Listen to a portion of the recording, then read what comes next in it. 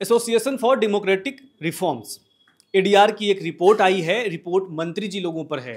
क्या है रिपोर्ट? देश के 47% मंत्रियों पर क्रिमिनल केस है, जिसमें से 653 मंत्रियों में से 174 पर मर्डर रेप जैसे गंभीर आरोप हैं। इनमें से भाजपा के 136 और कांग्रेस के 45 मिनिस्टर हैं। मतलब मामला मंत्री जी लोगों का है। अब हम एडीआर की इस रिपोर्ट पे अपने न्यूज़ रूम में जो साथी हैं उनसे चर्चा करेंगे कि उन लोगों की इस पर क्या प्रतिक्रिया है, क्या राय है, वो लोग क्या सोचते हैं। सबसे पहले चलते हैं अपने वरिष्ठ सहयोगी की तरफ, रोहित जी की तरफ। रोहित जी लगातार चर्चा में बैठते रहते हैं हम लोगों के साथ न्यूज़ रूम में, तो आज न्यूज़ रूम में हम सभी से बात करेंगे। पहले इनसे बात करते हैं। एडीआर की रिपोर्ट आपने देखी है? जी देखिए, उसमें वही उसी रिपोर्ट का जिक्र कर रहे हैं आप, जो अपराधियों कितने मंत्री पर आपराधिक केस है और कितने अरबपति। देखिए, पहली बात तो अरबपति मंत्री जी लोग हैं अगर, तो मैं उनके साथ हूँ। अपराध पे चर्चा करेंगे, लेकिन अगर अरबपति मंत्री हैं तो वो मंत्री ही इसीलिए क्योंकि वो अरबपति है। आप किसी गरीब विधायक को वोट देते हैं, मतलब मैं आपकी बात नहीं कर रहा हूँ, मैं पब्लिक की बात कर रहा हूँ। वो उसको हक है अरबपति होने का, क्योंकि हमारा सिस्टम ही ऐसा है। आप किसी भी ऐसे कैंडिडेट को नहीं चुन सकते जो 20 गाड़ियों का काफिला न लेके चले। इसमें एक रोचक बात मैंने देखी है कि सबसे जो कम संपत्ति वाले मंत्री या मुख्यमंत्री हैं उनमें ममता बनर्जी का नाम है।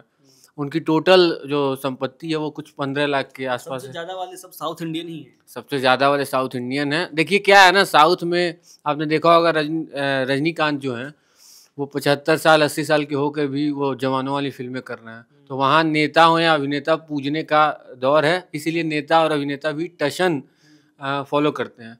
तो वो वाला ज़माना दूसरा है जो हवाई चप्पल में लाल बहादुर शास्त्री या कोई और नेता चला करता था।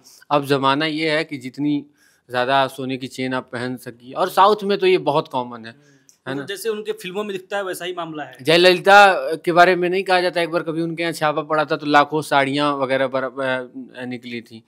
तो वो उस तरह से हमेशा से परंपरा रही है। मुझे हतप्रभ नहीं होना चाहिए किसी को भी कि अरबपति या मंत्री है ना, वो अगर नहीं रहेंगे अरबपति तो वो नहीं मंत्री बन पाएंगे, एक बात। दूसरी बात ये जो अपराध वाला मामला है, और ये मामला जो है घूम फिर के जनता पर भी आती है, क्योंकि जनता भी जो भौकाल देखते हैं नेताजी का। तो वो जाहिर सी बात है, पप्पू यादव और राहुल गांधी के काफिले में 50 गाड़ी 100 गाड़ी लेके चल रहे हैं। पैसा आखिर उनके पास पैसा नहीं रहता तो देते कहाँ से? अरे एक चीज मैं मतलब सही से देख नहीं पाया, पप्पू यादव जी का कितना आया होगा इसमें अरबपति वाले मामले? पप्पू यादव का नाम तो अब हो सकता है पप्पू यादव बिहार में टॉप पे हो, लेकिन ओवरऑल देखने पे वो कमजोर पड़ जाते हो। बहरहाल वो ज़रूरी है। इस तरह से सेटअप बन गया लोकतंत्र का कि बिना पैसे के या फिर बिना अरबों रुपए के, मैं कहूँगा खासकर, मतलब स्पेशली बिना अरबों रुपए के आप मंत्री बनने की का हैसियत नहीं रखते। दूसरा, पार्टियां टिकट भी देती हैं कि ये कितना पैसा खर्च कर सकता है। ये क्या कहते हैं उसको, अनकहा बयान होता है ना। कोई भी पार्टी ऐसे किसी शख्स को टिकट नहीं देगी जो केवल पार्टी फंड से चुनाव लड़े। ठीक। और क्रिमिनल केस वाले मामले पर आप क्या सोचते हैं? क्रिमिनल केसेस वाले मामले में मैं कुछ आरोप, एक है गंभीर आरोप। क्रिमिनल केसेस वाले मामले में मैं कुछ नहीं सोचता हूँ, उस पर अदालतें सोचेंगी। लेकिन ये है कि मैं देख रहा हूँ कि बीजेपी के 336 हैं, कांग्रेस के कुछ 61 के अबाउट हैं। और इसमें भी देखिए जिसके जितने सांसद हैं उसी अनुपात में निकल रहे हैं क्रिमिनल केसेस वाले। कुछ इस तरह का मामला मैं देख रहा हूँ। तो इसमें ऐसे इसको भी समझना पड़ेगा मुझे। मैंने जो अभी डेटा बताया हो सकता है वो गलत हो, हाँ, उस पर भरोसा ना करें, खुद गूगल कर लीजिएगा जो भी सुन रहे हैं इस बात को। आंकड़ों का लफड़ा थोड़ा सा होता है। हाँ, मेरे ये कहने का मतलब है जिसके जितने सांसद विधायक जिस अनुपात में हैं, ऐसा नहीं है कि कोई पार्टी एकदम साफ है अपराधियों के मामले में और कोई पार्टी, वो जिसके सांसद ज़्यादा रहेंगे अपराधी भी ज़्यादा रहेंगे। तो कांग्रेस के सांसद मुझे लगता है 99 है टोटल, तो उस अनुपात में तो ठीक ही चल रहा है मामला उनका, है ना। उसी तरह से बीजेपी का है, जितने जिसके सांसद विधायक मंत्री उस हिसाब से। इससे ये भी पता चलता है कि जितना क्रिमिनल बैकग्राउंड के लोगों को जोड़ो उतना सीटें बढ़ेंगी। तो देख लीजिए, आप उदाहरण देख लीजिए, अनंत सिंह हो, पप्पू यादव हो, है ना। बिहार चुनाव आने वाला है इसलिए मैं बार बार बिहार का जिक्र कर रहा हूँ। लेकिन हाँ, बहुत सारे लोगों का आप इतिहास, राजा भैया के ऊपर, यूपी के प्रतापगढ़ के राजा भैया के ऊपर आप देख लीजिए। तो क्या होता है ना, एक तो देखिए इसको इस तरह से भी समझना चाहिए कि राजनीति आपराधिक बैकग्राउंड के लोगों का आश्रय है। तो होता क्या है कि कोई एक जिसके ऊपर बहुत सारे केसेस चल रहे होते हैं वो खास पॉलिटिकल पार्टी ज्वाइन करता है, देन वहाँ से उसको आश्रय मिलता है, सहारा मिलता है, वो जीत जाता है। तो वो क्रिमिनलों का एक आश्रय भी है। इस वजह से भी आपको पॉलिटिक्स में क्रिमिनल दिखते हैं। तो लेकिन मैं फिर कहूँगा इन सब बात मैं कुछ नहीं कहूँगा, इस पर कोर्ट कह ही रही होगी या कहना चाहती होगी, कहने नहीं दिया जा रहा होगा, लेकिन कहना चाहिए। ठीक है, अब आगे बढ़ते हैं अपने अन्य सहयोगियों के पास धीरे धीरे, कि देखते हैं उनके राय विचार क्या हैं। ये किरण है, आपने एडीआर का रिपोर्ट देखा है? हाँ, मैं देखी हूँ इसका रिपोर्ट। क्या है एडीआर की रिपोर्ट में? ये बेसिकली एक एनजीओ होता है हाँ। जिसमें उनका शपथ पत्र जांच किया जाता है। तो मेरा सोचना ये है, जब इतने बड़े बड़े नेता ही इतना फ्रॉड करते हैं, इतना क्रिमिनल केसेस करते हैं, तो वो मतलब सोसाइटी को क्या उदाहरण सेट कर रहे हैं? ये तो बहुत गलत बात है। इतने बड़े नेता होने के बावजूद वो ऐसे काम कर रहे हैं, तो वो सोसाइटी के लिए अच्छा उदाहरण सेट नहीं कर रहे हैं। और जैसे कि हम लोग रिपोर्ट देखे थे, उसमें सबसे ज़्यादा मंत्रियों पे जो केस है वो बीजेपी का है। और उसके बाद ऐसा नहीं है, मतलब बहुत सारे पार्टीज़ का उसमें है जिक्र किया हुआ। बीजेपी है, कांग्रेस है, डीएमके है, मतलब बहुत सारी पार्टियां हैं उसमें।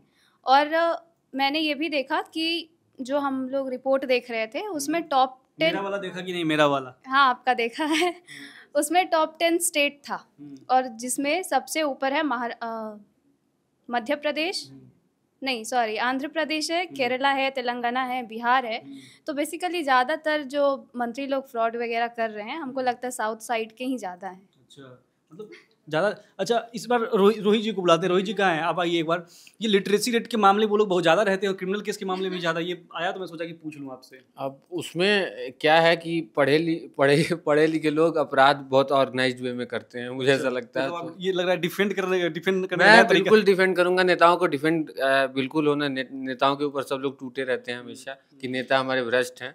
मैं मानता हूं कि नेता जो है बहुत शरीफ कौम है, और अब उनको जो है अपराधी घोषित कर दिया जाता है अरबपति होने का। अरे भाई, कोई अरबपति है तो ये आरोप थोड़े है उसके ऊपर। अरबपति है, वो अपनी सुविधा से मेहनत की है उसने। अच्छा, चोरी की है तो भी मेहनत से की है ना? तो आपको नहीं बात हो जाएगा कमेंट बॉक्स में। आपने सुनिए, आपने अगर उसको ये सोच के वोट दिया, आपने उसे पैसे, वो आपको पैसे क्यों देगा? आपने पैसे ले लिए, वोट दे दिए। तो भाई नेता अगर कोई है, अमीर है, तो ये उसका हक है अमीर होने का, क्योंकि उसने दिमाग लगा के चोरी की है और फिर पैसा बनाया है। दूसरा, अपराध मैंने बताया आपको कि अपराध और राजनीति एक ही सिक्के के दो पहलू रहे हैं बहुत पहले से। ठीक है, और खासकर हम लोग हिंदी पट्टी से आते हैं तो हम लोगों को अच्छे से पता है कि अपराध और राजनीति। तो पूर्वांचल से आते हैं जी, तो पूर्वांचल में तो हमारा जानते ही हैं, मतलब शुरू करें हरिशंकर तिवारी से लेके, हाँ, जो श्री प्रकाश सिंह शुक्ला जो बिहार तक ठेके उठाया करता था, और वो कितना अच्छा ठेकेदार था कि मतलब पूरे देश भर का ठेकेदार था, क्राइम का ठेका लेता था, है ना? तो मैं ये मानता हूँ कि ये कोई भौचक करने वाली रिपोर्ट नहीं है। एडीआर जैसे हम लोग नौकरी करते हैं, एडीआर में भी लोग नौकरी करते होंगे। ये इसमें कुछ भी नया नहीं है। आप 10 साल बाद भी एडीआर को वहीं रहेगा और 10 साल बाद भी ऐसी रिपोर्ट आएगी। तो इसमें कुछ भी नया नहीं है। आप बाकी साथियों से बात करिए। डेमोक्रेसी अपनी अपनी, सबकी अपनी अपनी राय है, भले डिफेंड कर रहे हैं ये। रश्मि, एडीआर का रिपोर्ट आपने देखा है? जी, मैंने देखा है, और मुझे लगता है अपनी गंभीर राय रखिए इस पे। जी, मुझे लगता है कि ये कहाँ से शुरू हो रहा है। मुझे लगता है जो अभी 130वां संविधान संशोधन आया है, उसके बाद से ही इस पे ज़्यादा फोकस करा जा रहा है। और जो रिपोर्ट, जैसा कि हमारे सारे सहयोगी ने कहा कि इतने सारे नेता लोग अपराध आरोप लगाए गए हैं वो सभी पे। तो जैसा कि बीजेपी पे ज़्यादा आरोप है, कांग्रेस है, और ज़्यादातर साउथ में जो है सबसे ज़्यादा है। मुख्यमंत्री जो साउथ के एक मुख्यमंत्री है, उन पे भी हाँ, उन पे भी बहुत, जी, उस पे आरोप लगा है। तो ये बहुत ही गलत है। और अगर जनता अगर उनको वोट से उनको पसंद कर रही है, तो ऐसे में अगर मंत्री लोग ही ऐसा काम करेंगे तो जनता लोग किस पे भरोसा करेगी, किसको वोट देगी आगे चलकर? तो मुझे लगता है कि इस पे जैसे रिपोर्ट आया है, रिपोर्ट के साथ आगे की कार्यवाही भी करनी चाहिए, ताकि जो पब्लिक फेस जो है उन पे कुछ सुधार आ सके और जनता सच में भरोसा कर सके कि एक्शन लिया जाना चाहिए। जी, एक्शन लेना चाहिए। कैसा एक्शन, आपको कैसा एक्शन चाहती हैं आप, बताइए। जी, हम यही चाहेंगे कि वो जो भी आरोप लगे हैं उनका प्रॉपर तरीके से उस पे केस फाइल हो। अगर उनमें सुधार होता है तो अच्छी बात है, नहीं तो उनको हटाया जाए पद से। जी, तो मतलब आप कह रहे हैं कि 130वां जो संशोधन विधेयक आया, वही अच्छी बात है वो? जी, मुझे तो अच्छा लगा ये जो आया बिल। अब बढ़ते हैं आदर्श जी की तरफ। आदर्श जी, बहुत ही आप चिंतन कर रहे हैं, बताइए एडीआर की इस रिपोर्ट पे आपकी क्या राय है? और आप छुप जा रहे हैं, कैमरामैन को बहुत दिक्कत हो रही है, इधर आइए। कैमरामैन सामने आ जाए, कोई दिक्कत नहीं है। थोड़ा इधर रखिए, माइक मुंह के सामने आ रहा है भाई। हाँ, क्या पूछ रहे थे, एक बार सवाल दोहराइए। एडीआर की रिपोर्ट आपने देखा है? जी। क्या है रिपोर्ट में? रिपोर्ट में वही जो आपराधिक मामलों पे उनका रिकॉर्ड आया है, और फिर जो उनके आय के जो साधन हैं और जो भी इनकम है उसको दिखाया गया है। इस पे मैं बाद में आना चाहूँगा। मैं अपने साथियों के एक दो बातों पे पहले जिक्र और आपसे बात भी करना चाहूँगा कि कुछ लोगों ने बोला कि संदेश क्या दे रहे हैं, हम कैसे विश्वास करें और कैसे उनको वोट दें। अरे भाई, वोट देना क्या, हम तो देते आ रहे हैं। हाँ, ऐसा थोड़ी है कि बिना वोट दिए वो आ गए हैं। हम अभी कह रहे हैं कि वो क्या संदेश दे रहे हैं। और अभी जब चुनाव पास में आया है, अभी 1 महीने बाद देखिएगा, हम लोग ये लिख रहे होंगे अपने रिपोर्ट में कि ये नेताजी इतना प्रभाव डालेंगे। वही नेताजी जिनके ऊपर दाग है, वही नेताजी जिनके ऊपर केस है, वहीं रोहित जी ने तो कहा कि ये तो अच्छी बात है अरबपति जी। अरे मैं रोहित जी की भी बातों पे आऊंगा। मैं रोहित जी का बिल्कुल समर्थन करता हूँ। मैं वही कह रहा हूँ। मैं भी, अब मान लीजिए, हम देखिए, मैं आपसे एक बात कहता हूँ, आप एयर नाउ के साथ जुड़े हुए हैं। आपके साथ 2 बातें होंगी, या तो आपको पैसे की बहुत ज़रूरत होगी, नहीं तो आप अपने काम को लेकर बहुत पैशनेट होंगे। 2 ही वजह से मेरा मानना है काम को लेकर बहुत ज़्यादा पैशनेट। चलिए मान लेते हैं, कहीं ना कहीं एक छोटा फैक्टर पैसा भी रखता है।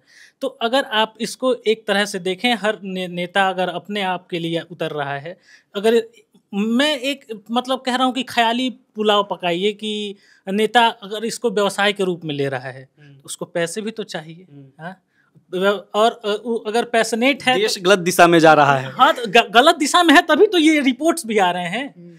अगर अच्छे हाथों में होता और अच्छे दिशा में देश जा रहा होता, तो ये रिपोर्ट्स ना आते हैं कि 336 में से 136 मंत्री आपके दागी हैं। हाँ, एक छोटी सी पार्टी जिसके 22 मंत्री ही हैं, सॉरी 22 नहीं 23 मंत्री हैं, उसमें से 22 पे केसेस हैं, मतलब 96%।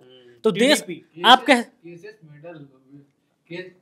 केसेस मेडल होते हैं नेताओं के। ये लोग समझ नहीं रहे हैं, ये लोग नैतिकता की बातें बता रहे हैं। जितने केसेस उतना कद्दावर नेता, ऐसे समझना चाहिए। वहीं मैं भी कह रहा हूँ कि मान लीजिए कि नेता अपने पास पैसा ना रखे, हाँ, तो जो वोट मिलने हैं वो कहाँ से मिलेंगे? हाँ, जो उनको टिकट मिलना है वो कहाँ से मिलेगा? भाई, कौन सी पार्टी उनको बुलाएगी कि हाँ जाओ आ जाओ आ जाओ? नहीं, कोई नहीं बुलाएगी। अगले दिन गोपालगंज का लाल खोल रहा है पोल। चुनाव के दिन तक बयार कुछ और रहती है, और रातों रात पता चलता है कि बिक गए हैं भाई, टिकट कहीं और वोट कहीं और है। सब कुछ बदल जाता है, सब कुछ थोड़े पे है। तो वही बात है। तो उस थोड़े के लिए थोड़ा तो लगता है ना जी, तो उस थोड़े के लिए थोड़ा तो कहीं से कमाना पड़ेगा। अब थोड़ा गंभीरता से बताइए क्या होना चाहिए। गंभीरता से बताइए। गंभीरता, देखिए, इसमें गंभीरता की कोई बात ही नहीं है। कभी सुधरने वाला नहीं है।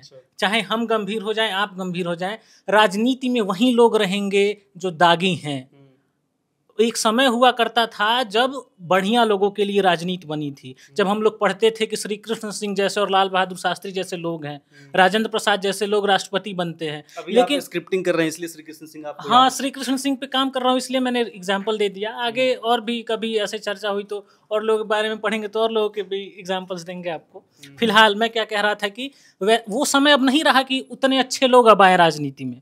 अभी उन्हीं को मदद मिलेगी, उन्हीं को मौका दिया जाएगा जो बाहुबली हैं, जो दम पे कुछ कर सकते हैं। वहीं अब वो समय नहीं रहा है भाई, अब वो समय नहीं रहा है। बाकी मैं कहना चाहूँगा कि बिट्टू जी बहुत तभी से कैमरामैन के पीछे, हमारे आगे पीछे हुए हैं, उनसे जरूर उनको पकड़िए और उनका विचार जानिए, वो काफ़ी बेहतर ढंग से बताएंगे। देश के नागरिक नहीं हैं, पूरा चैनल उनके हाथों में है भाई, अपलोडेशन चलाना, सारी चीजें एसईओ तक देखते हो हमारे लिए, और वो ना विचार रखे तो कैसे चलेगा भाई? हैं, पूरा न्यूज रूम उनके हाथों में है। उनको बुलाइए बिट्टू जी को। एक और हमारे सहयोगी हैं बेचारे कैमरे के पीछे हैं। मैं चाहूंगा कि मैं कैमरा ले लूं और वो अपना राय आप सहयोग करें। अब चलते हैं, कुछ और साथी हमारे हैं, उनसे बात करते हैं और इस एडीआर की रिपोर्ट पे। अश्रेया, साक्षी, एडीआर की रिपोर्ट आपने देखी है? जी। क्या है रिपोर्ट? देखिए, मेरा मानना ये है, चाहे कितनी भी एडीआर की रिपोर्ट तो बताओ क्या है। यही कि जितने मंत्रियों पे कि इतने केसेस हुए हैं और उनके आरोप, तो मेरा मानना है कि सारे आरोप सच भी होंगे, लेकिन इसका कोई फायदा नहीं है, क्योंकि अंततः वही होगा जो आज तक चलते आया है। 10 रिपोर्ट्स निकलेंगी, 10 बातें होंगी, पर वो 11वीं बात आखिरकार उन्हीं मंत्रियों की चलेगी। आप उनको वो जो 130 संशोधन की इन्होंने बात की है, उसके बावजूद 130 में संशोधन, हाँ वही, अगर आपने जो उन्होंने जो बात कही है उसके बावजूद एक बात साफ है, 30 दिन तक तो पहले वो कोई मंत्री रहेंगे ही नहीं जेल में, वो अपने आप ही जुगाड़ करेंगे, बाहर आ जाएंगे। वो 29वां दिन भी होगा तो क्या फायदा उस 30 दिन का, वो मंत्री पद पे बने रहेंगे। तो इसीलिए चाहे 10 रिपोर्ट्स आए, कुछ नहीं होने वाला इसका। अब चलते हैं अपने एडिटिंग टेबल की तरफ। यहाँ पर 2 एडिटर हमारे बैठे हुए, इनसे भी बात कर लेते हैं। एडीआर की जो रिपोर्ट आई है उस पर आपका क्या कहना है? मैं बस एक ही लाइन में कहूँगी, जितना बड़ा दागी उतना बड़ा नेता, और इससे ज़्यादा तो मुझे कुछ कहने की ज़रूरत नहीं है, मुझे ऐसा लगता है। अच्छा, तो सब के सब यहाँ जस्टिफाई कर रहे हैं। अभिषेक जी, एडीआर की रिपोर्ट पर आपका क्या कहना है? रोहित जी ने ठीक बोला था कि जब तक नेताजी भौकाली सेट नहीं करेंगे तब तक जो है बड़े नेता नहीं बन पाएंगे। और मुझे ये चीज़ समझ में नहीं आती है कि हमारे देश को आज़ाद हुए इतने साल हो गए हैं और आज के टाइम पे भी यहाँ की जनता उन्हीं नेताओं को सपोर्ट करती है जिनका भौकाल सबसे ज़्यादा सेट होता है। आप मुझे ये सवाल का जवाब दीजिए कि जनता के सामने सब कुछ है, रिपोर्ट आ रही है, मामले आते हैं, आज नई चीज़ नहीं है कि पहली बार मामले आए हैं। तो ये मामले जब आते रहे हैं तो ये जनता उन्हीं नेताओं को क्यों चुनती है जो इतने बड़े बड़े क्रिमिनल होते हैं? बहुत गंभीर सवाल खड़ा कर दिया आपने। गंभीर सवाल है, ये शर्मनाक बात है हमारे देश की राजनीति के लिए कि ऐसे ऐसे नेता हमारे देश में हैं और जनता उनको सपोर्ट कर रही है। जनता को बस जाति, धर्म यही सब कुछ दिखता है, लेकिन देश के साथ क्या हो रहा है क्या नहीं हो रहा है ये सब जनता को नहीं दिख रहा है। आंख में पट्टी बांध के बैठे हुए हैं जी। तो ये अभिषेक थे जो बता रहे हैं और बहुत ही गंभीर कर दिया है। तब से मैं हंस रहा था, लेकिन इतना गंभीर बातें हो गई हैं कि अब आखिरी में इन्होंने कहा कि जनता के आंखों पर पट्टी है। भले हम इस रिपोर्ट को पढ़कर गुस्सा करें, अपने नेताओं के बारे में कुछ गलत बोले, लेकिन सबसे बड़ी बात यह है कि रिपोर्ट तो आती रहती है और आप सबके सामने है सारी रिपोर्ट। फिर भी जब चुनाव में नेताजी उतरते हैं तो उन्हीं के पीछे भीड़ खड़ी होती है, उन्हीं को कंधे पर उठा के नेता बनाया जाता है। नेता कोई अकेले नहीं बनता है जब तक 4-5 लोग अपने कंधे पर नहीं बिठाते हैं। तो एडीआर की रिपोर्ट पर हमने अपने न्यूज़ रूम में बात की, सबने अपनी अपनी राय रखी है। आप भी अपनी राय कमेंट बॉक्स में रखिए और बताइए कि क्या आप सोचते हैं, और चैनल को सब्सक्राइब कीजिए। इसी तरह के न्यूज़ रूम में जो बातचीत होगी हम लेकर आते रहेंगे। देखते रहिए एयर नाउ।